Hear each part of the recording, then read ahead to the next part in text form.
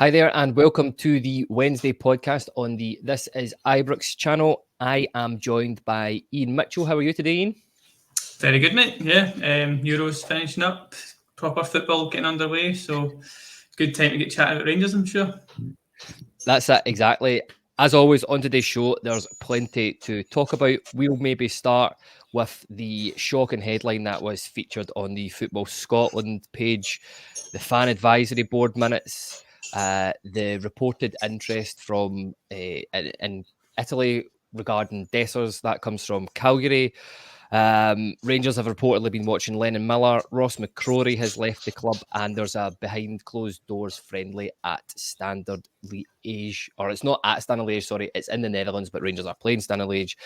Iain, we'll begin with the easy stuff first. There was that appalling headline from Football Scotland. I won't read it, but we all know exactly what it is. That coupled with there's still no announcement from the board with regards to us and where we will be playing our football next season. As I said, it's a straightforward one to start the podcast off with. Has it been good enough this summer so far? No, not at all. It's a very, very tough time to Rangers fan just now. I think I'm trying to look at it from the point of view that I knew the Euros were going to get in the way signing wise. It was going to be a bit difficult to get players out to then get players in. So I'm trying to keep that level head going, but the closer we're getting to the season starting, we're obviously mid-July now. We know these Champions League games are around the corner. We're getting friendlies going, and we're still seeing lineups of the same guys. So I think a lot of us want moved on at this point. There's just not been enough of that going ahead. Obviously, we mentioned that there McCrorie's now left, so that's one out the door. But I don't think anyone was urgently pushing McCrorie out the way, kind of thing. So yeah, we need to see a lot more in terms of sales, but boardroom wise, a couple of communications would have saved a lot of bother here. Just a simple update, whether they've found somewhere to play, whether they're about to announce somewhere to play. This radio silence just can't really go on any longer. Yeah, I mean, you've hit on the sort of key point there in terms of it's communication that is the issue, and this is. I remember Bennett. It must have been about a year and a half ago when he came out with that interview and said that we realised that that's a huge problem, that we are not communicating with the fans enough. So, I mean, what do you make of that in terms of like? There has been so little communication. I can't think of a time where Bennett has come out and addressed the fans directly since that interview. No, I remember maybe just before that one you mentioned, there was another one you came out with where he said we're the best squad in Scotland, the best club in Scotland, stuff like that. And at the time, you kind of back it and think, yeah, fair enough, but trophies tell a story kind of thing. So It's not always gone so well when he's come out. I don't know if that's put him off coming out again, but at this point, there's that much chaos in the boardroom and chaos going on with the stadium issue that we just need a communication. Even if it was like a 5-10 minute Rangers TV interview where he knows what questions he's going to be asked, he can structure his answers before he's even got a camera in his face so he knows what he's going to say. Just something to kind of give us a bit of hope, a bit of clarity. Because, I mean, we were talking also in our podcast chat last couple of days, there's guys that travel hundreds of miles for the games. There's guys who need to plan in time off just to go to their games, and they've bought their season tickets at this point. So the fact they don't know if they're going to be going to Edinburgh to watch games, is it Hampden? Is it going to be a cluster of away games at the start of the season? Just little things like this make a major difference for fans. So, yeah, it needs to be a lot better. Yeah, I totally agree with you in terms of the clarity. That's it. I don't know, it's like most walks of life. It's all very well and good saying something, but the proof's in the pudding, and it's just we need to see action.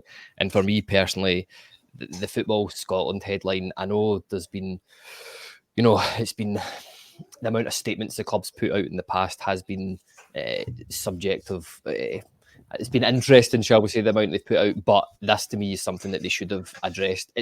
Nobody's saying it's easy being in the board at Rangers. You have to do difficult things sometimes, and every now and again, it would be nice to see them facing into those difficult things. Look, I'll move on to the fab minutes for the meeting. That's the fan advisory board. That was on Monday, the 17th of June. These were made available a couple of days ago. There's a couple of interesting points. I will caveat this and say this bit is in good faith. I will assume at this point the board didn't know that there was going to be these delays in the stadium, and that's why they said in the meeting that everything was going to go ahead on time. I actually found what Niels Coppin had to say in terms of our recruitment really, really interesting. I think that was an insight into him and what he's going to be doing for the club. But given the length of time that the club took to set this up, it's been about a year since we've seen it in progress. I remember it was a long time. They interviewed loads of people for it. Do you think the club are utilising the fan advisory board in the right way, Iain? It's a bit hard to say just now because it is quite a new setup. I think this is only the third meeting notes that have been produced, so it's not had lots of feedback or lots of comments that we've been able to see as outsiders to this. So it is a bit difficult to judge it at this sort of early stage. But again, could be doing better, could be doing more. That you mentioned the fact that they had that meeting on the 17th, and then it was the 20th, I think, when they announced kind of the mess they were in and the delays that were going to happen. So that's obviously a bit suspicious looking. Are they withholding information? Who can say? But yeah, again, it would just be a little bit better communication could solve a lot of problems here. Likewise, you mentioned we had 17th is that meeting, and we've got the meeting notes 3 weeks later. Does it take that long to draft up something like that? It's a 7-page document. There wasn't too much going on in there, complexity wise. So yeah, again, could be better, should be better, but there we are. Could the fan advisory board, because I know that they've offered to be the sort of conduit for communicating on behalf of the club, is this something that the club could use to get these messages out in terms of the delays and stuff like that? I mean, what's your thoughts on that? They could. They obviously certainly could, but I think a lot of people, especially when it's bad news coming out, would just see as that's the chairman deflecting, using this board to kind of get out this message. Just the ways that they get around sometimes between if a player's getting sold or something, you hear it through the press and then you hear it officially, or you hear it from other sources and then officially. So I wouldn't be too keen on that. I'd rather the message always came from the people in charge and at the top personally, but again, they could be doing a bit more on that. Yeah, well, that's the take-home message, I think, for the board for the opening, whatever it is, 5-10 minutes of this podcast is could be doing better and communicate more. That's every report card I ever got at school. But anyway, we'll move on to some, I was going to say fun stuff, but it's to go towards the training squad, or the playing squad, I should say. But let's talk about Cyriel Dessers. I know as a guy you love talking about, Iain. But there was quite strong interest from Italy, specifically Cagliari, yesterday. I know before that there was some other Italian clubs that were rumoured in, and there was also a rumoured bid from Saudi Arabia as well. But do you think this would be good business to let Dessers go if he does go, and what do you think would be a realistic fee for him? So business-wise, I'd be quite happy to see him go. I don't hate the guy. I don't have too much against the guy. And I think if he is part of a rotation option up front, it's not a big deal. If he's not relied on, as he's shown last season, he came into some games, he sat out a couple. He was always quite good for a goal or good for coming on and getting a chance kind of thing. So that part's not a major problem for me. What is a problem is that I don't like rotational players on the kind of money that Dessers is on and the kind of profile, age-wise, that he's at. So I don't want a guy earning upwards of 25, 30k not being a main man for us. And I don't think he's good enough to be that main man. So I'd rather he moved on and went for someone else. Fee-wise, I'm probably going to just copy what Ross said from the podcast at the weekend. I know we all love agreeing with Ross, but if we get our money back on Dessers, get rid of the wages, that's a win for me, to be honest. I saw the 5 million chat. I'd be surprised if it was that much we got, considering we paid 3.5, 4 for him kind of thing. So I would be surprised to earn a profit on a guy that's turning 30 soon, or has just turned 30. He's definitely around that anyway. So get our money worth, eliminate that last season from memory, because the thing is, you're not going to struggle to sell Dessers. I know we, as fans, have seen him do some mental things with the ball, without the ball, sitters galore kind of thing, but numbers are a big thing in football these days, and XG is a big thing in football. He did outperform his XG, I'm pretty sure, at some point anyway. In his numbers, I was going to say XG is a big thing for all you what do you call it? Football. Aye. For all guys, you what? Football manager guys, yeah, I'm just trying to deflect. That's not myself. But I mean, he got 20 plus goals, basically a goal every second game, near enough that kind of ratio. So a team is going to look at that and think, well, he'll get his numbers. So we're not going to have a bother selling him, and I'd be getting him out the road to make way for a younger guy that suits us a bit better, maybe a bit more clinical. I'm not going to start naming guys like Shankland, but there's an option. Well, you've brought me on to the next point as well. If Dessers does go, and let's remember about it, you've hit the nail on the head. Outside looking in, he's a top goal scorer. I mean, I can't remember the last time a player at Rangers scored that amount of goals being in the centre forward position. He didn't take any, or I can't remember him taking any penalties. He won the cup against Morton. I think that's the only one all season. Oh, that's you Football Manager guys again, remembering weird stats like that. But had a decent run in Europe. He played well in Europe as well. He is a very sellable asset. I think. I mean, if you're telling a Rangers fan they got 20 plus goals in a season, and he was under the age of 30, I think you'd be saying, yeah, that's a 3, 4, 5 million pound striker right there. So hopefully we do make our money back on him if he does decide, or the club do decide to sell him. But would you think that Danilo and Igamani, they're going to be the sort of first choice now? Would you be happy with just the two of them coming in? Would you need a third, or what's your thoughts on that? So because we play one up front, I would always want 3 strikers who I can rely on, trust, and I don't want to see a lineup where I'm thinking, oh God, X is starting, Y is starting kind of thing. I'd rather have a lineup where I'm like, don't mind who's starting striker wise. That's our main guy. That's the backup, and then the other one's either like two sides of a coin. I'd rather a guy like Defoe who's kind of been there, done it, can rely upon him. He's not going to play 90 minutes, but he's great for coming into a game. Or else I'd rather a guy more like a Zach Lovelace. I know he's your guy. So a Lovelace type potential, again, 15, 20 minutes most games, just fling him on. If we're 3-4 goals up, go on, try and get a goal and just build that over the course of a season kind of thing. As of right now, Danilo is the dodgy one because I do like Danilo. I think he showed enough that he's got potential to get us plenty of goals, but the injuries coming off the back of, he's not in full contact training as far as I can tell from the kind of training videos that they're spouting out just now. I like the guy, but I don't know if he's going to be the guy kind of thing. Yeah. And then Igamani is just total luck in a way, how good he could be. Could be a total flop, could be incredible. So I'd still rather a kind of third, more trustworthy striker in there, personally, but it's going to come down to finances. There's other positions in the squad and in the starting lineup that I'd rather focus on than striker. If Danilo is our striker going forward, I'm quite happy with it. Just it comes with that, obviously, bit of risk to it. Yeah, that's it exactly. I very similar to your thinking on the whole thing. I would be delighted if Lovelace or the manager thinks Lovelace is good enough to play and start or be in and around the first team squad. And I was on the bench a couple of times last season. Yeah. I think that would be a perfect fit for all, and especially seeing as it's been. I'm trying to think. I mean, we saw a couple of academy graduates towards the end of last season, but it would be great to see another sort of Ross McCausland like story next season as well with the success. So yeah, we'll see where that one goes. The next thing I want to talk about, Iain, is that Rangers reportedly had representatives at the Motherwell versus Livingston friendly at the weekend there. Apparently we're there to look at Lennon Miller. It's a player that every time I've seen him playing against Rangers, especially that game at Ibrox, where I thought Motherwell played really well. I thought he was integral to the way they played. Young Scottish talent. You happy with this link? You think that would be a player that Rangers should be looking at? And given, if we were to go out and get him, where would they fit into the squad, given the abundance of youth players that are young players that we've now brought in?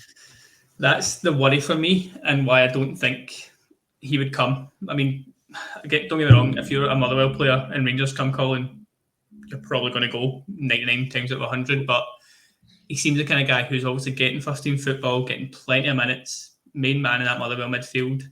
Is he going to come to Rangers when you need to think Diamandi's ahead of him, Raskin's ahead of him? Probably, obviously Barron again could get more minutes you'd expect, but beyond that, there's not maybe too many that we want to kind of stay and want to see in midfield. I don't think it's a big shock that we're looking at him because everyone knows that he's a talent, full of potential. It's not exactly a massive news story. I'm sure the other half of Glasgow are looking at him. I'm sure there's teams down south looking at him. Italy seem to constantly be linked with Scottish players these days, so they're probably looking at him. So I would be very shocked if we're the only team to try to ask that question. But just as a sort of stick to this whole thing, I don't know if he would come to be your 4th, 5th choice centre mid. And then the flip side, we've got guys that we need to move on first, like your Lawrences, your Dowells. I know we've moved on to already in Jack and Lundstrom, so we do need a couple of reinforcements there, but you need a few out before you even talk about anyone coming in. But in terms of happy with it, I would be delighted with it. I think it's something you mentioned in the Coppin chat and how he wants to get Scottish talent, younger squad. It does tick a lot of boxes for what he seems to be looking for. So it would make sense that we're looking at him, but I just don't know if the player would come, given the minutes he's going to get. And you need to look at the fee that we're going to need to pay. Again, it links back to the striker issue. There's other positions that are a bit more of a priority for me if we're a bit tight with cash and I'm going to spend 2-3 million on a young guy who's not going to play every game. I wouldn't have thought so. Yeah, what do you make of that reported fee? I know we saw the chat on the socials. I think it was X specifically that was on about the Motherwell were up for sale. You could buy Motherwell Football Club for about 4 million quid, and then there's fans out there saying that they wanted about 4 million quid for Lenin Miller. I think he probably is a 7-figure player. I think I'll be honest with that, with the talent and what he could do. But I mean that's ridiculous sums of money, isn't it, for a player like that? Yeah, it's crazy. And I mean, he's very young still. He's only had one full season, really. I know he played a little bit the season before, but that was kind of a breakout season last year. So it would be a risk us paying anything above like 1.5-2 million. But I think we do have a couple of players we could be clever with in terms of guys like Bailey Rice, your Leon Kings, even someone like Devine, who is at Motherwell. If it comes to like loaning them, one of those guys, or even like selling Devine as part of the deal, there's definitely a few players that we have that could be clever with this to not pay the massive fee, and then suddenly there's a lot less pressure on Miller to come in and like hit the ground running. If you're only paying like £1 million in a player, that's going to be ideal for him kind of thing. He doesn't need to play every week, and it's just really good business. So there's definitely potential to do something clever there. Yeah, it'd be interesting it'd be a new move for Rangers to go out and get one of the sort of young, exciting talents, and like, I mean, really, really young, exciting talents in the league. Not saying that Connor Barron isn't a young, exciting talent, but it's, Lenin Miller's a flair player. He makes things happen and he gets the ball forward for people to score goals. So yeah, it'll be really interesting to see where he ends up, and if it was at Rangers, there would certainly be no complaints from me. I would just be fascinated to see where he fits into the squad overall. Look, the last point here, and it's to do with an outgoing, I think we've briefly mentioned them earlier on today, but it's Robbie McCrorie. He has finally left Rangers to join Kilmarnock for an undisclosed fee. I think that the sort of writing was maybe on the wall with that one when Liam Kelly came in. But what did you make of Robbie McCrorie's time at the club? And I think, he was a good servant. Had a lot of bench appearances, but you want to just touch on what it was at the club, and I think it is a shame that it didn't work out, because you always want to see young academy graduates come through, and we love a Scottish goalkeeper at Rangers. So yeah, mate, I can't lie, but I'm sure I was on the podcast roughly just over a year ago, saying I'm quite happy with McCrorie being our number one. I thought he came in at the end of that season before, obviously got that Old Firm win with him in goals. He didn't really put a foot wrong, as far as I could tell. Just needed a bit more game time to get a bit more commanding and that kind of thing. He's always had this rotten luck that he's had McGregor to try and fight with, and then Butland to try and fight with. He's not at that level. He's not had the game time across his career to ever get to near that level. So it kind of feels like a move that has to happen. As you say, it's a bit sad. I kind of wish it was like a loan and we can see how he goes. And then if Butland does get sold one day, McCrorie could be sitting there waiting to come back in. Maybe that's part of it. You never know with these deals these days. Is there a sell-on? Is there a buyback? I think it's only a 2-year deal he's signed as well, so it's not as if he's tied down long-term. Can absolutely see him back at Ibrox one day. So fair play to him. Good luck to him. And I think he'll be a really good signing for Kilmarnock. So it's quite nice to see in a way, isn't it? Yeah, and listen, he'll be a good player for Kilmarnock, and even though Liam Kelly's just through the door, I can already see Robbie McCrorie doing a Liam Kelly in a few years if you get what I mean. I totally agree with you there. Look, the last point of the pod is Rangers were playing Belgian club Standard Liege today in a behind closed doors friendly in the Netherlands. They had two different teams playing each half. Iain, you and I had a bit of a debate on what the formation was in that second half. I think there may be a possibility of a back three with McKinnon going towards that right and having, but in that second half, Inciala and Hefty featured, which I think is always good. But in that first half, I was absolutely delighted to see Cortez Connor Barron. There's a wee clip already doing the rounds on social media, which I'm sure will get the fans absolutely delighted at that. But interestingly enough, in neither of those teams, there was no Cantwell. We've seen him feature in all the pre-season friendly videos. There's been no word about an injury. Tav maybe slightly different. We know he was sort of training separately from the team. I think there was rumours of a wee injury. Take your pick from any of that. You can talk about 3 at the black, talk about the new players featuring, you can talk about no Tav, no Cantwell. Fill your boots. So, my only thinking, Tav-wise, there's a little less confusion about it because I don't think Tav's been super involved training-wise. You see a lot of the contact training they've been doing, the actual matches. I've not seen Tav too much. I think when they put the photos on of the first day back, I don't think he was there, but he was there the second day. So if he's carrying a knock, if he's injured or something, makes sense. He's not going to play that game. Obviously, Sterling doesn't feature either anywhere, but sounds like he's injured as well, so not a massive shock. The Cantwell one, that concerning for me as a guy who's quite keen to keep Cantwell, because I think there's always been a kind of chat about whether Clermont likes him, whether he trusts him, whether they suit each other kind of thing. Doesn't seem like they do. For the formation thing's quite telling here, I think, because like you say, this could be a back 5, especially that second lineup, but it could also be like a 4-3-3 as we kind of normally play, but instead of having an attacking midfielder, it's maybe a defensive midfielder instead. And then you look at that sort of shape, and I don't see how Cantwell fits in that at all, to be honest. He could play off the left maybe, but he's not a winger, so it's not ideal for anyone. So there's been a lot of chat this summer about us going for a defensive midfielder, like a playmaker type. Like I think the guy Garcia, the Uruguayan, was it that we were linked to, and then a couple other South American rumours. And I'm just thinking, is there maybe the formation doesn't quite suit Cantwell? Maybe there's been a word off the training pitch saying, look, come to Holland, train with us, but you're not going to feature. There's a lot to kind of unpack in the 2 lineups, let alone the actual match. Like I think it finished 0-0, so doesn't really. I mean, no one cares about a friendly result really, but it is a very interesting lineup, especially when you see like the second half lineup, guys like Curtis getting a start, Scott Wright, who I think most of us think's out the door, gets back in there as well. McKinnon, it's hardly like a confirmed first team player at this point. If they're all getting in ahead of Cantwell, there's definitely something in that. It's got to be. Yeah, I think it is interesting, but I suppose it goes back to the point right at the start of the podcast, isn't it? If the club's communication was maybe a bit better on it, then we wouldn't be speculating about all this stuff. But for me, looking at it, the thing that I'm genuinely really happy about is seeing Oscar Cortez back in a Rangers shirt. I think I was just having a wee glance at the match report there. He only played a planned sort of 30 minutes, but by all accounts, he had a couple of shots. And I think for me, I was so genuinely devastated when he got that injury at Kilmarnock, ironically enough. And I'm really happy to see him back. And the other one as well, I maybe thought we would see Clinton and Ciala around the fringes of the squad, but just based on some of the socials, some of the training videos that have been on RTV, and urge anybody that if you've got RTV, go and watch them, because it's just my missus is just like, I know, she's like, are you just watching people training? And I was like, yeah, but I'm not. This is brilliant. This is what I want to see. So he seems to be a bit more involved in things, really seems to be a good ball carrier, and scored a few goals in the training videos as well. So it will be interesting to see. And just as you said, the score doesn't really matter.